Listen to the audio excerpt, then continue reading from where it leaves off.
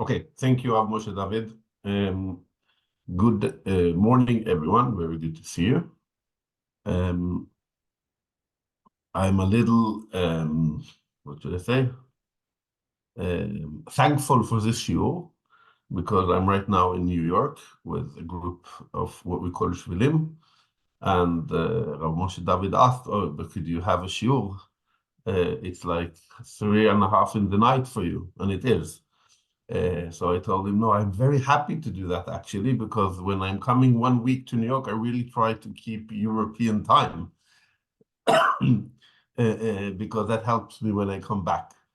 So I'll have to force myself to wake up early to keep the time. So it's a little quiet around me, but very happy to do this. But I couldn't pray before the shiur this time. I have to pray after because it's still in the middle of the night. That's just something personal. Rav Moshe David also mentioned that the connection for studying about the land of Israel and this halacha shiur is important because of the politics. So I'll try to start with the politics, but then hopefully not going back to it in the end.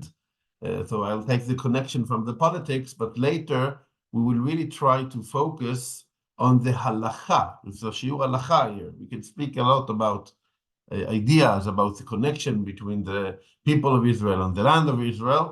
We will do that in this shiur, but we will do it or try to focus on halacha, on the rules, on the commitments that are coming from this connection between the people of Israel and the land of Israel. But to start with the politics, I just read after Shabbat, there was a demonstration in Oslo against Israel, very surprising. I'm trying to get to the day where I see the news after Shabbat, and it was a big demonstration in favor of Israel and in favor of freeing the kidnapped and other things like that. There are also demonstrations like that, also in Norway. Baruch Hashem, I want to say we have many good friends. But unfortunately, there are many, and I will say too many in the last, that are totally engaging themselves to help the Palestinians, and I don't have a problem with that. The problem is that the biggest part of being for the Palestinians is to speak badly about Israel. So one of the things that was this Shabbat was from an organization in Norway called Anti-Racist Center Against Racism. Their goal should be to fight any kind of racism.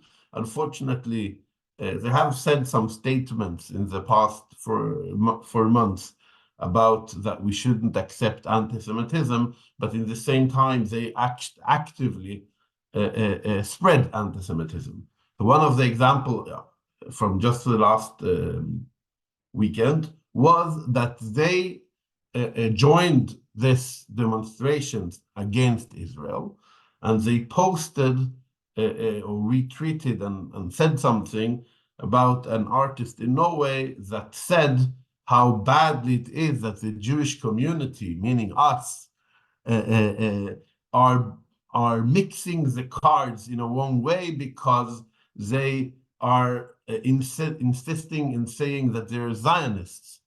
And that's the problem. We want to fight against people who hate Jews, but then when the Jews say they're Zionists and they have a connection to Israel, they make things hard because then they, of course, support all the bad things that Israel stands for. I won't speak about, you know it from media, I don't have to say all the things again. But the problem, they have to tell us who we are so that they will be able to protect us. And I heard it, unfortunately, also in Norway, so many places, also from people that I considered at least as friends, who tell me in dialogue meetings, but can't you just not say you're Zionist? And I say, but we are Zionists. And then they ask, but you know, people, it's hard for us to protect you when you say you're Zionist. And we say, but okay, you're Muslim. Can't you just say you don't believe in Quran, and then we'll protect you? It's a part of who we are. And they try to build a picture of, okay, there are people who are Zionists, that's a very mean, terrible ideology. And there are people, the state of Israel, that's like that's the evil in the world that was created by these Zionists, and there are Jews. And unfortunately, some Jews are Zionists, but mainly Judaism could be, we could be Jews as it could be, have different religions, and let's separate these from each other. And what we try to say back, and actually not because of the politics and things like that, you can't separate Israel from the Jewish people. It's impossible.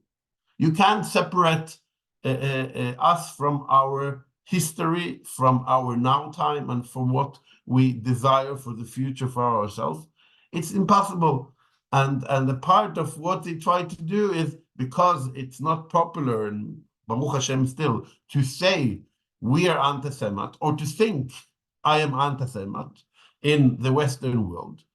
So they say, I'm not. There are even Jews who go to these demonstrations against Israel. And because of that, I'm allowed to hate the state of Israel. I'm allowed to hate Zionism. I'm allowed, and it goes more and more, to hate Zionists and to say things that are, I won't say, it's hard to compare, and I haven't done any research, so I'm trying to be careful, because some of these people are actually very good people who are like, I would say brainwashed, according to my opinion. But they're the same stereotypes as we had in anti-Semitism, that they just stick it to Israel and to Zionism. So what I want to do here is, first of all, I think everyone who's here knows and understands, and though it's not the main course of the shiur, to reconnect and understand how Israel, the land of Israel, I won't speak about a lot. I'll speak a little about the state of Israel, but that's not the main issue.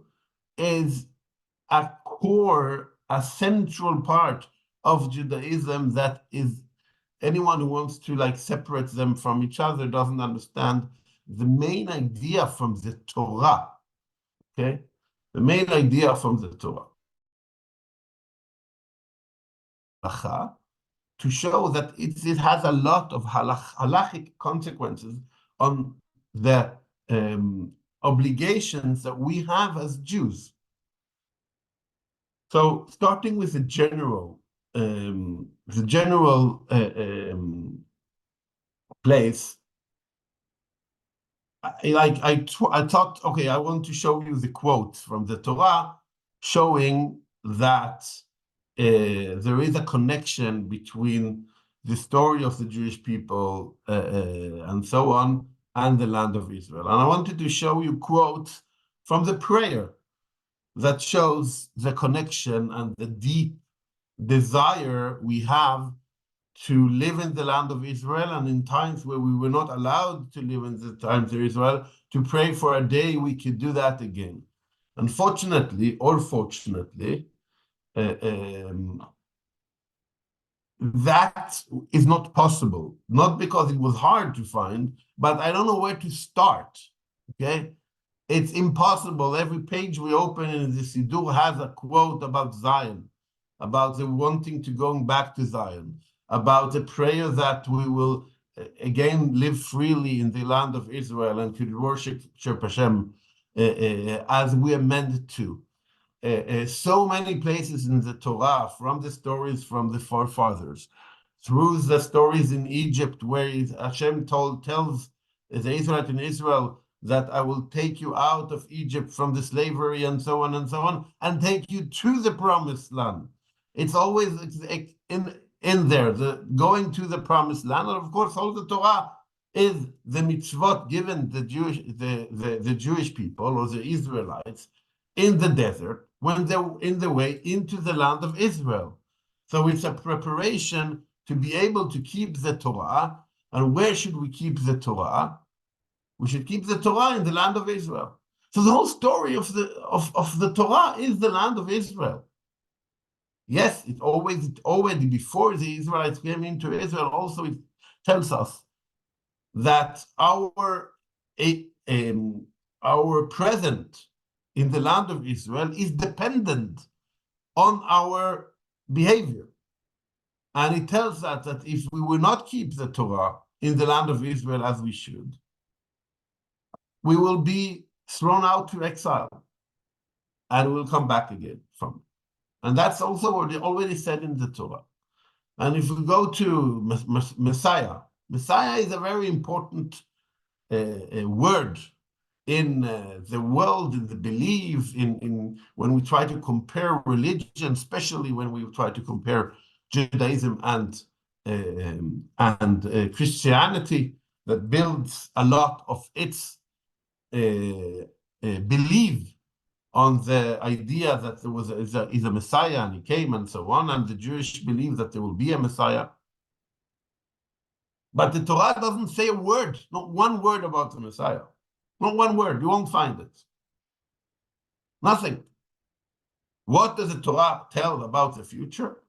The only thing of hope to the coming days we could find in the Torah is that the Jewish people will be gathered back to the land of Israel after being sent out to exile to the land of Israel. And that is repeated many times. Even that sentence, if we just have to read the times that's written in the Torah, will take us a time. We can do it inside the shiur, it's not so much. But what I'm trying to say is the whole story in the Torah is speaking about the land of Israel. So it's totally impossible to ignore that when we want to study Torah, understand Torah, and I'll add for this shiur, understand also the halacha that we find from this from the Torah, because the Torah in the end is 613 commandments, and they're so much connected to the land of Israel. Before I continue, I want to hear your voice a little, or more than a little. I will be even more happy, and ask you. Okay, now I gave this introduction for the shiur, speaking about how important the land of Israel is in the Torah, in the story, in the prayer, and so on and so on. But what does that mean? Like, we are here to keep the mitzvot, to keep Shabbat, to keep kosher, to know how to pray, and all the other mitzvot between people and other people and Hashem. How does the land of Israel go into the mitzvot? And I ask you that.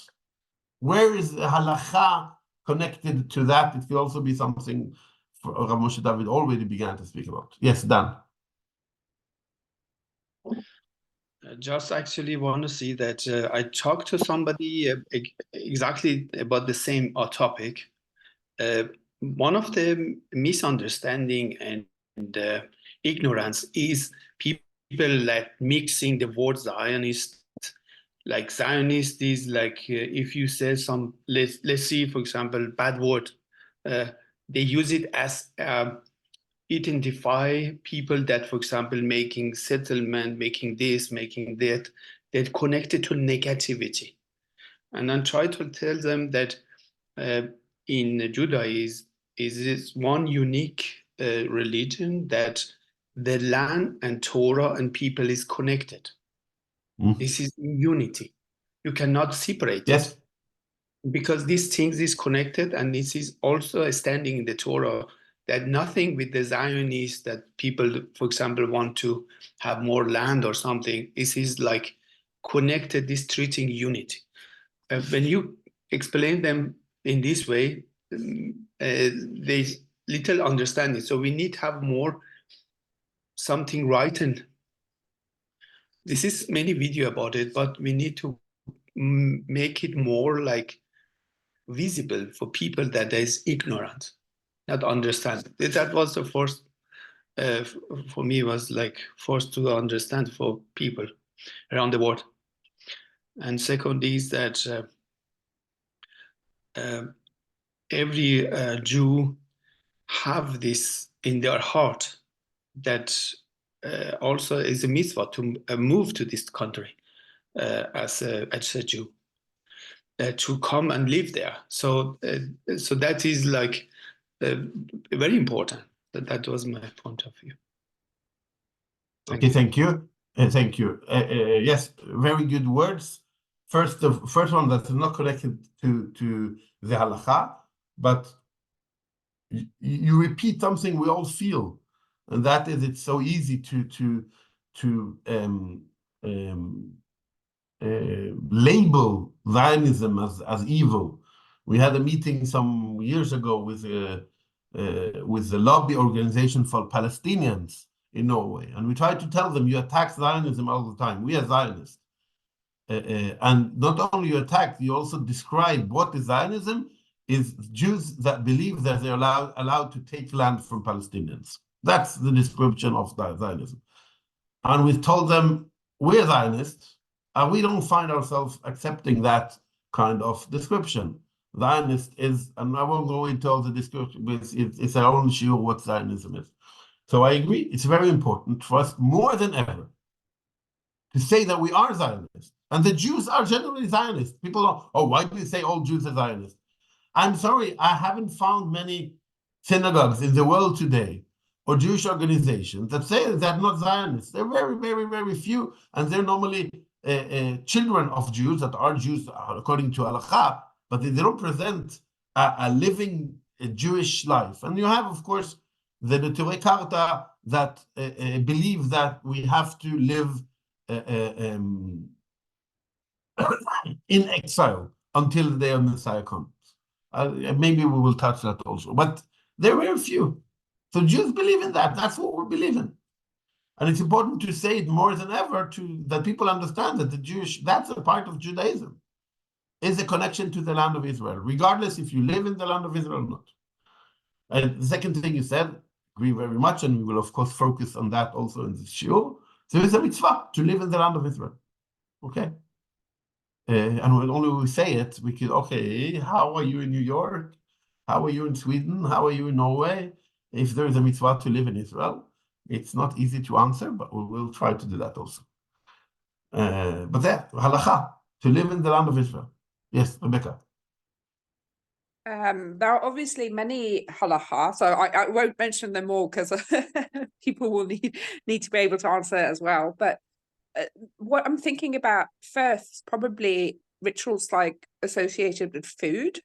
So in general, like when you're doing the blessings, you're doing the grace after meals, you're mentioning the land of Israel, you're mentioning Jerusalem, and there are also special fruits that are connected to the land of Israel that have special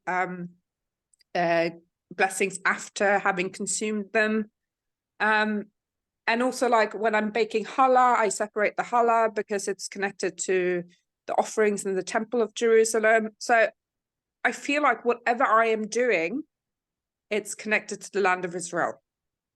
Somehow, if it's the temple or if it's the land itself, just thinking about, obviously it doesn't really apply so much to us that lives outside Israel, but like you also have the sabbatical years in Israel, how you need to treat certain crops that have grown, fruits and so on.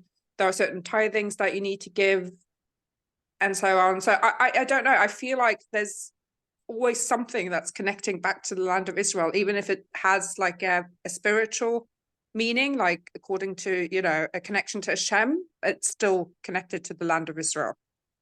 So yeah, that was my 2 cents.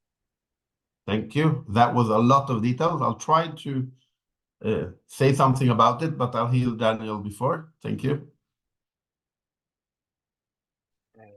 Yes, I'm thinking of the mitzvot that are connected to the temple and temple service and offerings, and as Rebecca also mentioned, the produce of the land. Yes, thank you. So what Rebecca and Daniel refer to mainly, not only, but mainly, is what we call mitzvot hatluyot ba'aretz. Since the story of the Torah is, as I said in the beginning, the story of Torah is that we are in the way in the desert when we receive the Torah to live in the land of Israel and to keep the mitzvot in the land of Israel. Many of the 613 mitzvot we have in the Torah are related to the land. Okay, It could be things that are related to a situation we hope we'll have again soon, where there is a temple. So some of the mitzvot, like if I will go around saying I keep 613 mitzvot, even if I don't understand that, I have to say that I'm trying to keep and I'm committed to keep, but maybe I'm doing mistakes here and there, and I have to always learn to do it better. Some of the 613 mitzvot are impossible to me to keep if I'm not living in the land of Israel. And even if I'm living in the land of Israel, some are connected to a situation where there is a temple. But the mitzvot that are connected to the land of Israel and are possible to keep in our days are called mitzvot hatluyot ba'aretz, that the mitzvot are dependent on the land. And because of that, they are not relevant outside the land of Israel. Or they are relevant, but they're not they're relevant, for example, for fruit to come from the land of Israel. We spoke about Shnat HaShemitah, the Sabbath year, the Shabbat year, that is not a mitzvah in Norway, only in the land of Israel, and because of that, is only kept in the land of Israel and has many practical details that are important to learn and to know. In one way, I'm checking, for example, companies for being kosher. And we work with the Orthodox Union, also from here, from New York, their headquarters, but we check several companies from them in Norway. And they're very structured, I have to say. There is a reason why it's known as a good kosher symbol. Is that they have a very, very good structure about everything that comes into the company. And it comes and I get a receipt and I report back and they change it according to the reports. So, for example, when the company wants to buy olive oil that is extra virgin, and since extra virgin olive oil does not go through a hot process, it is always kosher. Okay, maybe we learn also kosher in the shiur. Olive oil is always kosher if it's extra virgin.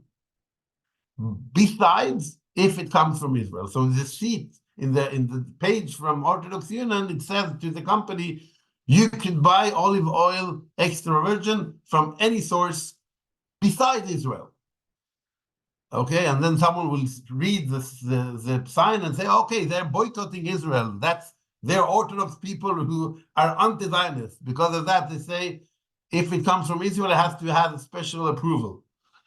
And the reason for that is, of course, that olives growing every place in the world, as long as they are not made in an unkosher way, and extra virgin is not is always kosher, okay.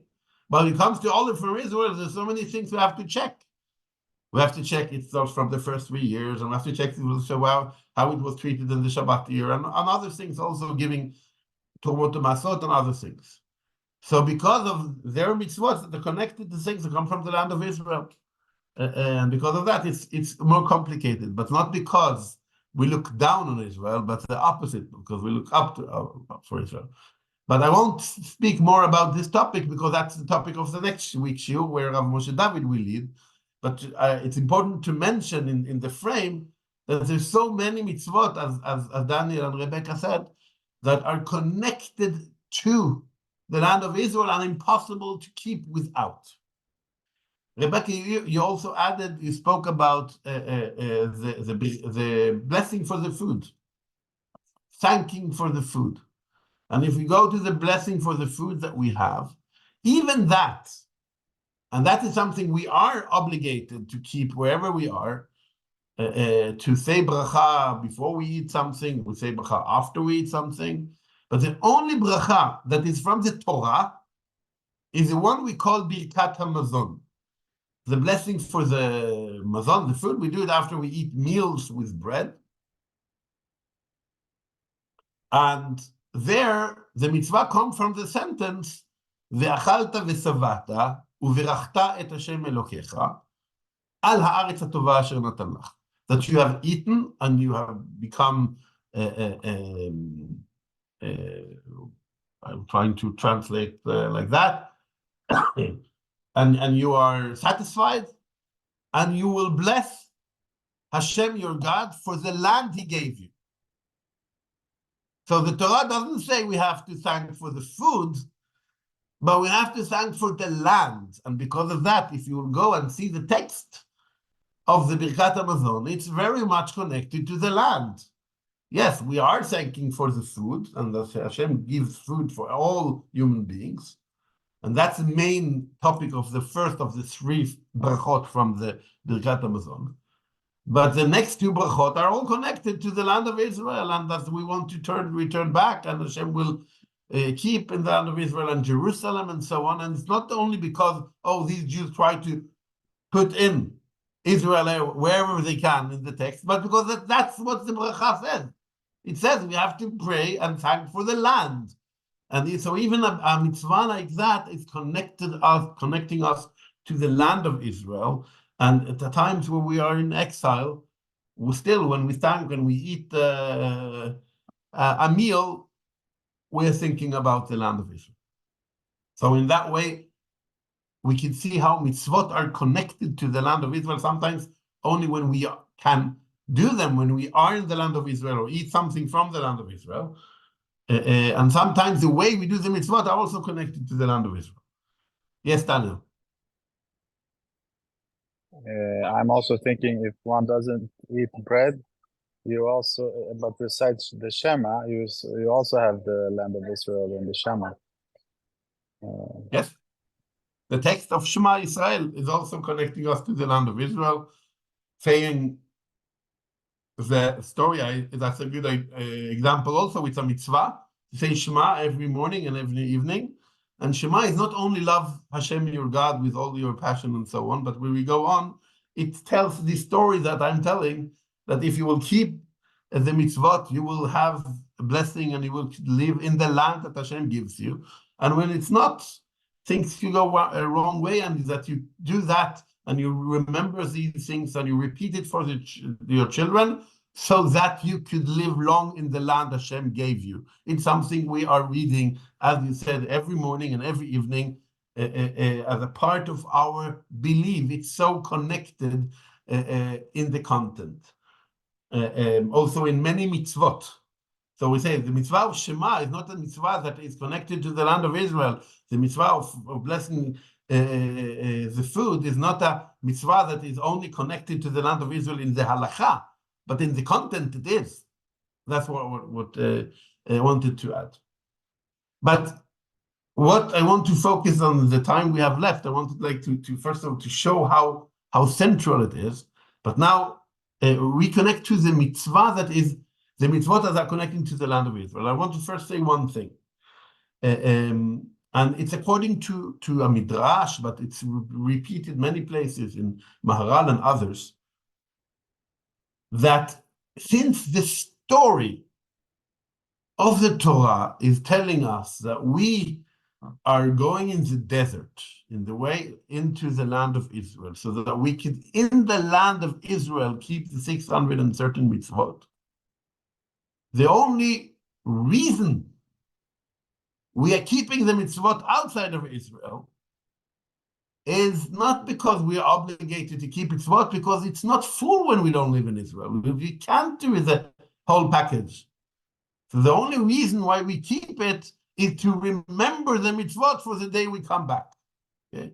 So the Midrash tells a story about a king that had a queen, and they had a fight, or something, and he sent her away. And she kept herself nice with her jewelry and everything, because she knew on some days she'll come back to the king. And she didn't tell, okay, now I'm not with the king, I don't have to be pretty anymore. I don't have to be a queen anymore. I'm a queen, we had a fight, I moved from the palace, I'll come back again. And the idea is that the people of Israel desire to keep the Torah in the land of Israel. And because of that, even in the time we unfortunately were sent to exile, we keep the mitzvot. But the main thing of the keeping mitzvot is that we dream one day again to keep the mitzvot as we should in the land of Israel. And it's said in many places. And when I say it, it should People can say, oh, then when we're outside Israel, we don't actually need to keep the mitzvot. It's only a training. Now, of course, we are obligated. And unfortunately, the people of Israel have been in exile so many years. So we're used to this deep connection with the mitzvot that have kept us as Jews, has kept our commitment towards Hashem, and have kept our dream to the reunion in the land of Israel of the Jewish people, where we will continue to keep the mitzvot. But the Midrash tried to tell us, and that's, we are in the Shiur Halacha, it's important for me because of that, to point it, that, and it comes very nicely from the idea that we just spoke about, Shema and the Birkat Hamazon, that you can't think that you live in Norway and keep Shabbat and kosher and pray to Hashem and say, but this idea of the land of Israel, that's not. No, the whole idea is the dream to keep the 613 mitzvot that then are kept in the land of Israel and are connected to the land of Israel in many ways. So that's the idea of halacha. The last thing that I will use most time, it's actually the main topic, is also what Dan said in the start. Okay, and that is, there is a mitzvah to live in the land of Israel. So in addition to everything we said, and it's important to say, it's not just, okay, there is one mitzvah. In addition to that, there is a mitzvah saying we have to live in the land of Israel. I'm going to try to show the text from the Torah itself. Here we could show, because we could choose one text, it's easier than.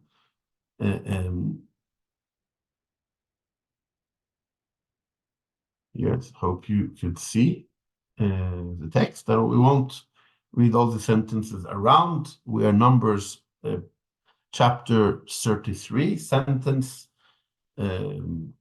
53.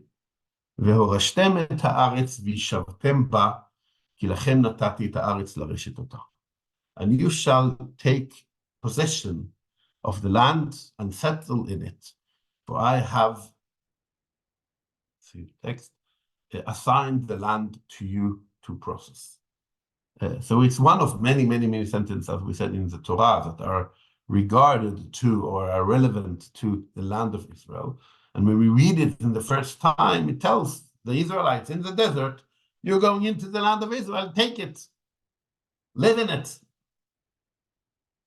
And it's also later, the next sentence says it also, of course, so we want to read all the sentences because of the time.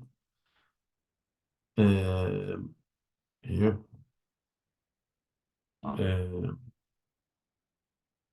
You shall apportion the land among yourselves, and so on. Everyone will have to get their portion in the land. But this sentence in 53, we understand it as an obligation to possess ourselves in the land of Israel. Okay? And I'll ask you, according to the sentence, how should we do that? It'd be a simple answer, a hard answer. What do you think? How are we obligated to keep this mitzvah? Like that, what I mean, let's find the halachic frames for it. Okay? Like same, we have to keep Shabbat. We speak about the halachic frame for that. So what is the halachic frame for this?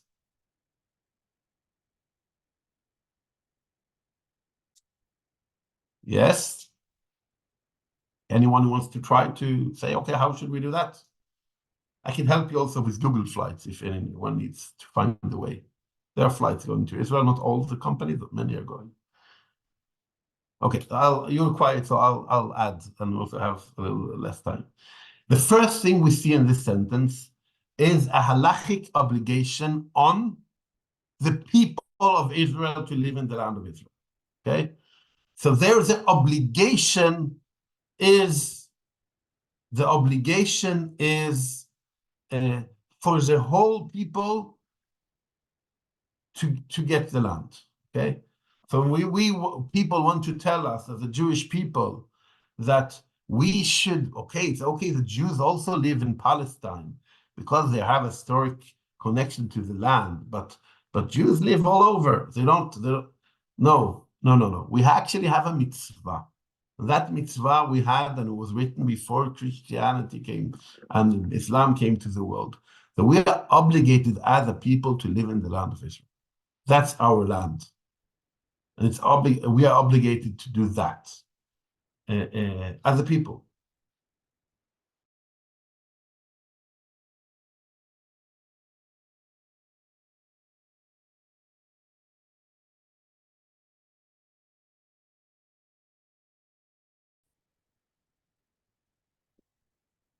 Sorry, the internet.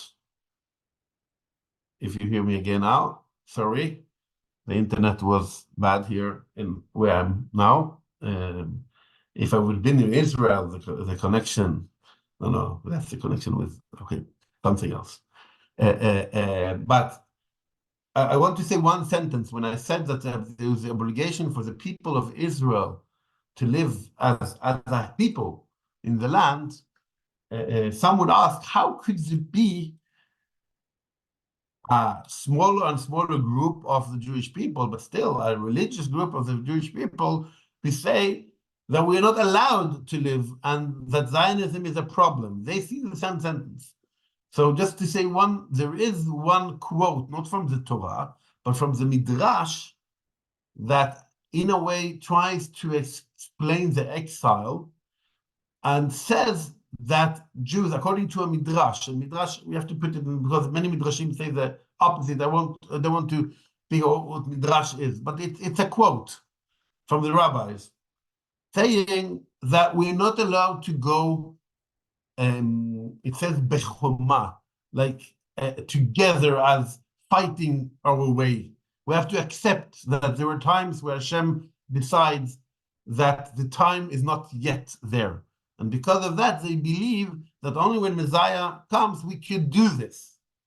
And until then, we are as individuals could go to the land of Israel, but we shouldn't do it as a people. And there's a discussion about, let's say, the frame of this halakha. And I don't want to say much more than what I said now, because that's their source to base the idea that Zionism is not allowed. But even they believe that there is a mitzvah to live in the land of Israel, and for the Jewish people as a whole to move there. They just say we have to wait.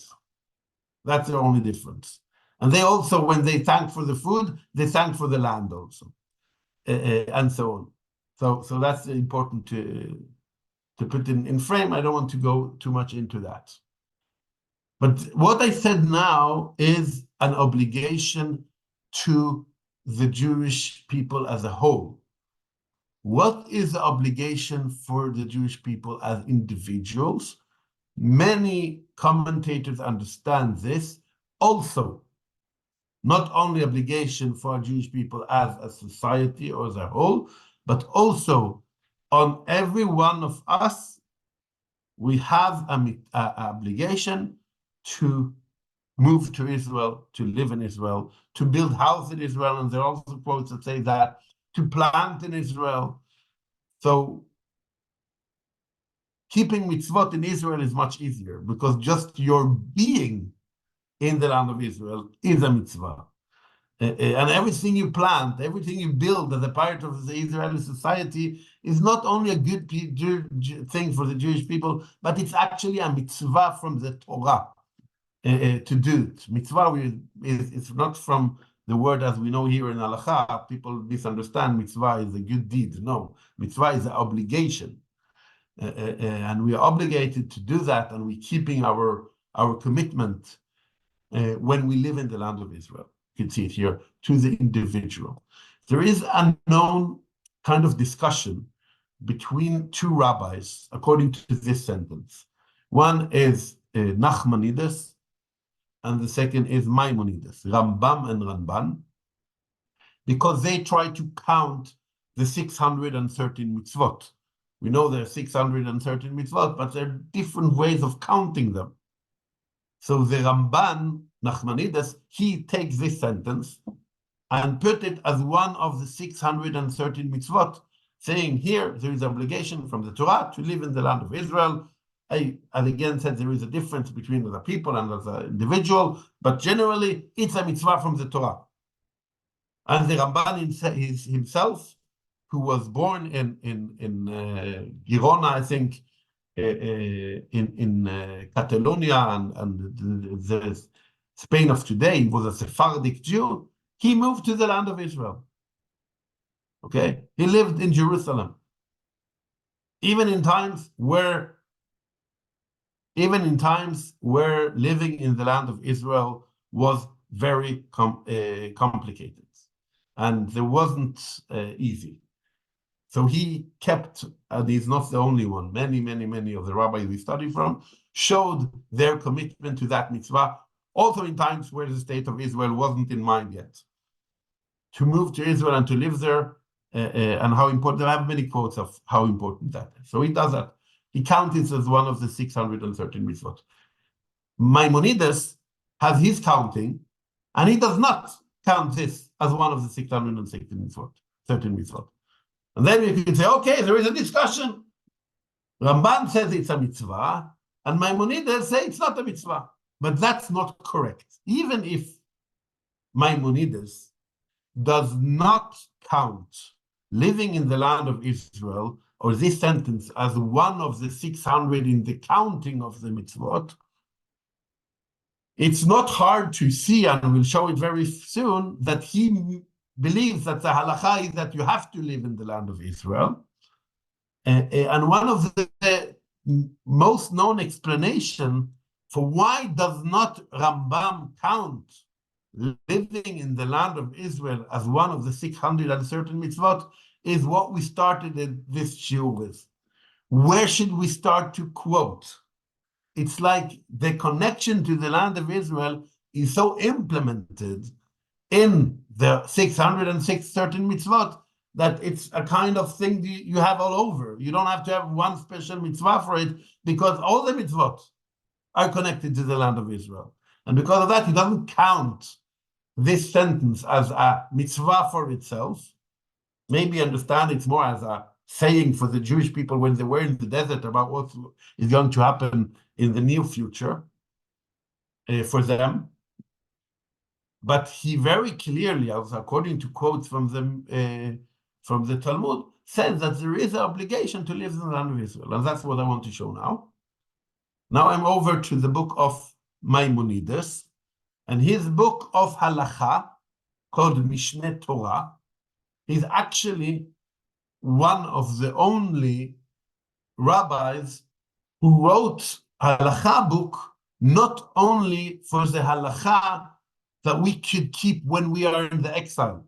Okay, so for example, when we open Shulchan Aruch, there are many parts of the mitzvot that are discussed in the Talmud, but does not go into the book of Shulchan Aruch.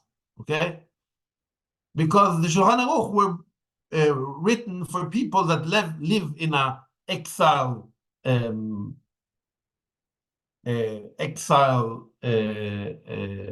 status, and some of the mitzvot are unfortunately, as we said, not relevant. But Maimonides, he writes rules for the temple, for other things, according to the 613 mitzvot.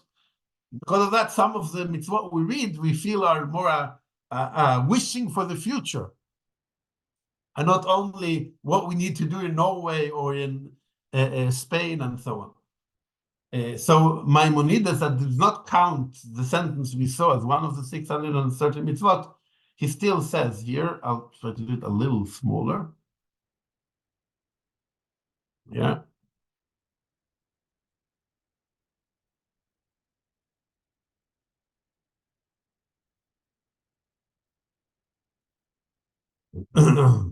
At all times, a person should dwell in Eretz Israel, in the land of Israel. Even, and this is a quote also from the Talmud, what I read now, even in a city whose population is primarily Gentile, rather than dwell in the diaspora, even in a city whose population is primarily Jewish. And then explains where it comes from. In the Torah, it will take time, but I want to show you more things before we finish. So here also, Maimonides very, very clearly points the mitzvah to live in the land of Israel, according to what we see in the Torah. And even Maimonides, as we said about Nachmanides, moved to the land of Israel. So he was expelled in a way from Spain. He's also born in Spain, in Cordova, and he went to Morocco, and it was hard there also to live as a Jew. And then he moved to the land of Israel, and he lived in Israel. After a while, he moved to Egypt. That's also an interesting thing, because the mitzvah of Torah saying you're not allowed to go back to Egypt. So in this chapter also, Maimonides is mentioning the not going to Egypt, and in which situation you're allowed to go to Egypt. That's not the topic of the shiur today. And he lived in Egypt, but he was buried in the end in Tiberias in Israel. So even Maimonides, as example, showed not only that there is a mitzvah, but he actually did it in times where he didn't have Google flights to find the way to the land of Israel. So here we have a mitzvah to live in the land of Israel. And it's not only to live in the land of Israel, but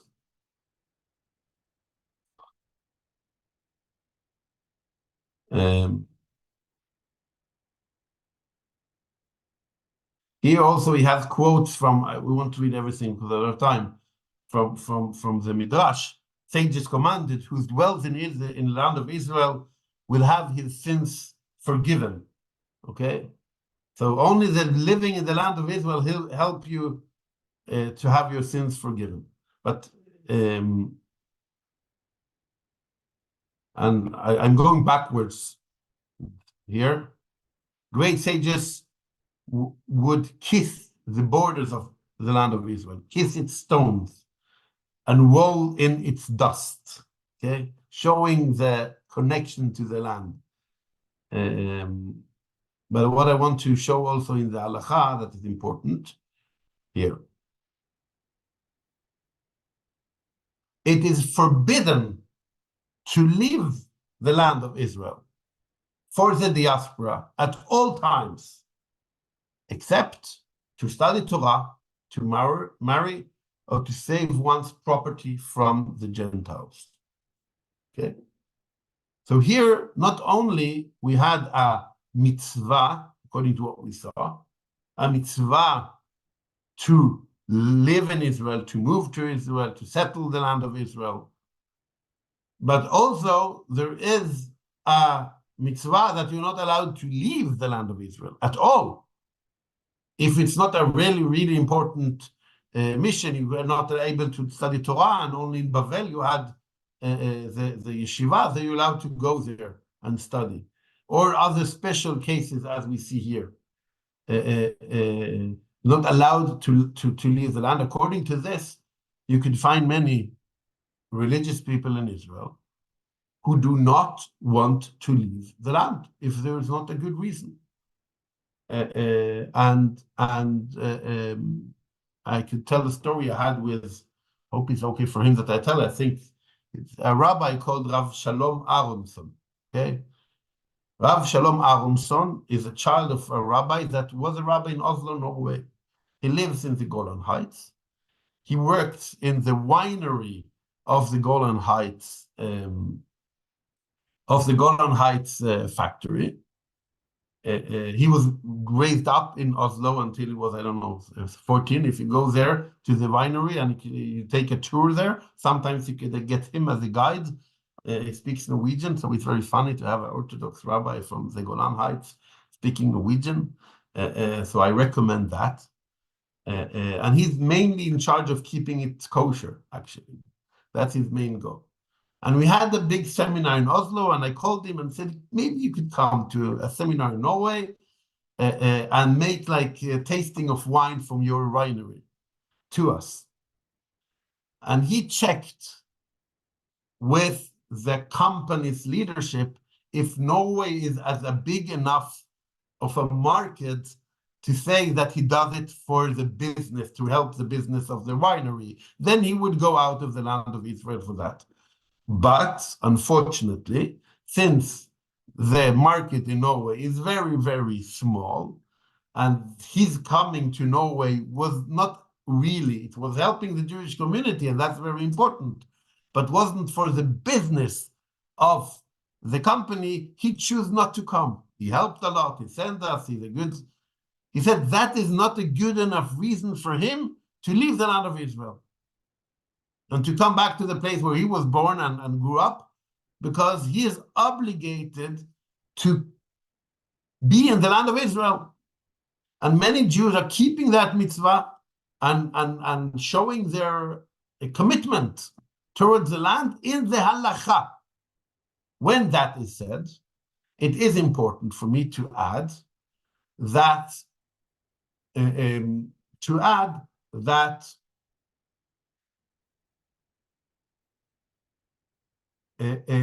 most people don't understand the mitzvah we just read as a mitzvah about leaving the land of Israel with a flight when you have a return the week after, okay? And also important to say, in old days, leaving a land was really a journey. And then you don't know if you'll come back. But because of that, most, not all, because of that, I quoted the story with someone who wouldn't go to a vacation outside Israel. You live in the land of Israel, you're keeping the mitzvah of the land of Israel, so take your vacation in the land of Israel. There will be another mitzvah. Oh, it's not as nice as going to Thailand. Okay, it's not. But you are in the place where things happening. You are in the best place you can be. Why go another place? That some say that. Most people say that it's allowed also to go outside of the land of Israel to a vacation and so on. But if you go back to what Maimonides started with, what we showed, there is an obligation to live in the land of Israel. There is a mitzvah, and it makes it harder for us when we live outside Israel. The way I could try to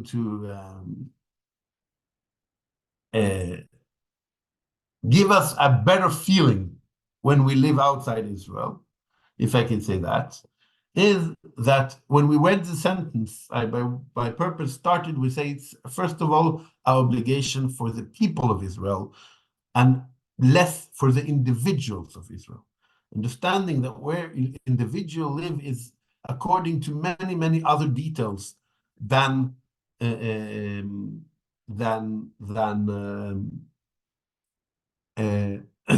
what also a nation is also dependent on many details if it's possible at all. We live, Baruch Hashem, in a time where, okay, the people of Israel have to defend themselves in the land of Israel, but it's possible to live and to keep this mitzvah.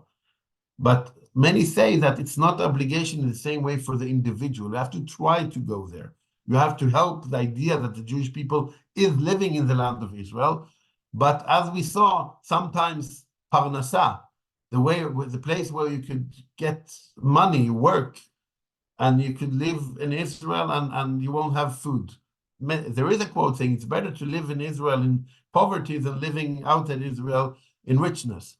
But still, people are people and they are depending on the life, and where we live are depending on so many other obligations we have often to other things.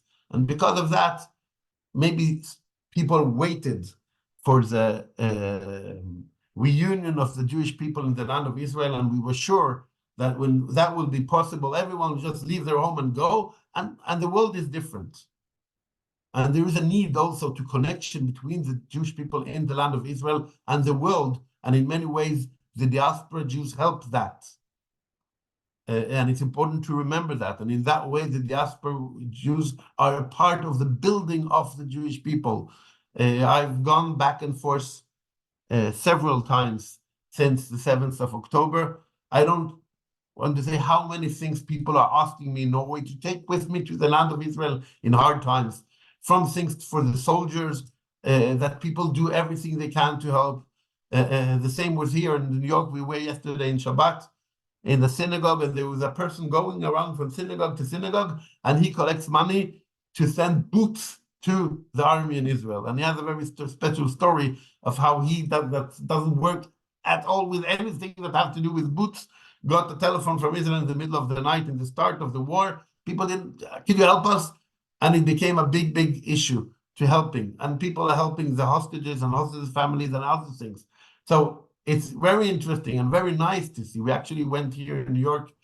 The group, I only go to Orthodox synagogues, but they went to also conservative and other kinds of synagogues, and everyone are committed to this.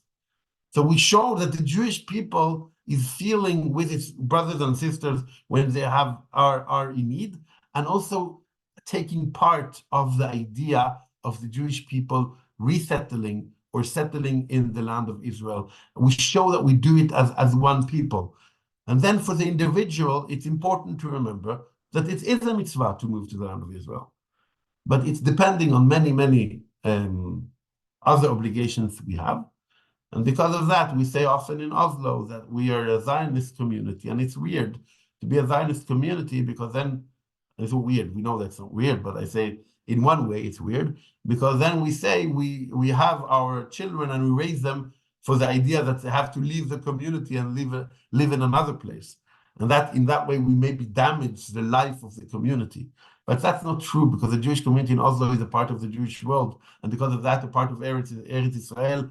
And because of that, that's what we are. And someone who grew up in the community and choose as a part of the Jewish people to keep the mitzvah of settling the land of Israel, then it's we can't be more proud than that. If they choose to continue to live in Norway, we really want them to help us to continue the life of Jews in Norway, as it's correct also in all the other Nordic countries and other countries in the world. We try to have Jewish life where we are. But Jewish life is connected to the land of Israel, as we have seen, with a mitzvah to live in the land of Israel. Yes, Monica or Kato, I don't know, I can't see him. Yeah, it's Monica. Yeah.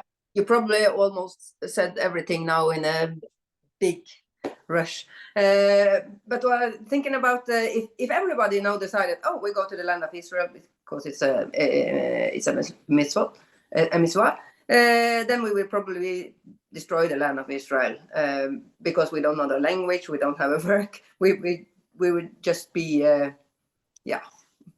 not participating very good. So I think we can do this also in a spiritual way, until we find a way to do it the right way. It's also a spiritual community, and to support the land of Israel in different ways. And I was also thinking earlier in this shiurim about the Zionist. What is a Zionist? In one way, I think every Christian should also be a Zionist, because they believe in what the Christianity called the Old Testament, and that is exactly the same as the Jews think about the land of Israel. So it's not strange that we have some organization like MIF, Israel for Fred, and some political party who also support Israel, but many Christian people or communities, I think they forgot about the Old Testament. Thank you. I agree with every word you said. And it's important, and that's why I try to say, sometimes someone can say, it's a mitzvah to live in the land of Israel. Because of that, you have to just move. And that's not the way we understand this mitzvah. Also, Maimonides and Nachmanides didn't do it the first day they went from the Torah. You need to go to the land of Israel, close the book, and went to Israel. That's not how it happened. It was in a time in their life when that was possible. And they showed example. Possible. It wasn't easy, but was possible. And but the idea is important, and the connection is important, because sometimes for a person to live to Israel, then they will lose their ability to keep mitzvot, or they could lose their ability to help the world, or to have other obligations they have towards the community, or other things we have in our lives. And because of that, it's up to the individual to see, okay, I can do this now. It's my time to do it. And even if we don't do it, as we said, we can be a part of the the Jewish world. And I agree with you, Monica, the general world has to, like, it's just so sad how many non-Jews become so anti the idea that Jews should live in Israel. First of all, general, you don't have to be a Christian believer or a Muslim believer or a believer at all to understand that the people that were under so much pressure from Muslims and from Christians 2,000 years without a land are allowed to go back to their land and to be a free people.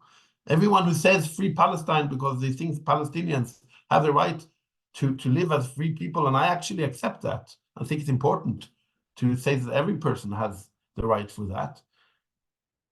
But why, if there is one nation in the world, one nation that has deserved their freedom, it's easier to me to say because I'm a Jew, but I think when you look at the story of the world, it's the Jewish people that deserve, that actually have the right to live free, because they had to feel on them what it means that other nations had the power on them. And we feel it in some ways even in these days today.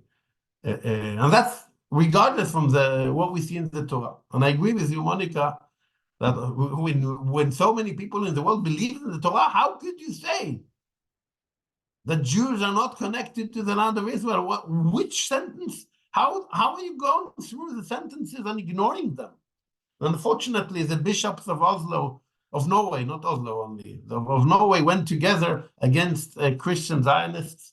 Some of Christian Zionists are extreme missionary and other things, so I'm not a big fan of every Christian who say I love Israel if they want us to fight their fights and us believe their belief. But they said, and with a quote from all the bishops together in Norway, I don't remember, 6-7 years ago, no less than that, against Christian Zionists, saying the idea of getting inspired from the Bible for the Jewish right to the land of Israel is extreme. What?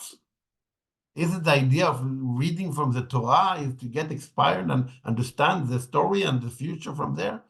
But okay, I'm not Christian, so I won't say it. And Baruch Hashem, not all the Christians in Norway and in the world agree with all the bishops in the Norwegian church. But I feel it's madness. I don't know what to say. So thank you, Monica. I totally agree with you. Yael, yes. I just want to quickly add something to this talk.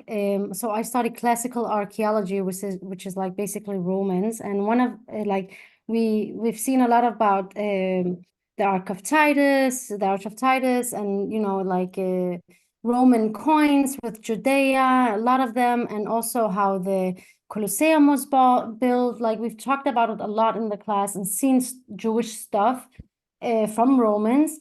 But still, I have one in my class. She is so anti-Israel and so anti-Israeli life that I've never heard her speak about the stupid talks I had with her, speak about peace between Palestinians and Israelis. She marched every demonstration there is in Denmark. She goes to it and she's super, but yet she has it all on her face. So that's the thing I don't understand, that she doesn't feel that we have a connection to the land. But yeah, it's just to read history, as you said. It's all over. It's all over, and as you said, unfortunately, a part of that, a big part of this movement for Palestinian is not focusing on Palestinian at all, and not trying to do the life of Palestinian better at all.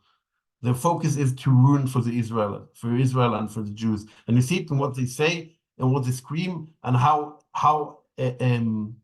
obsessive they are to speak down Israel and Zionism and not to speak up something else. That's okay. Speak it up. That's okay.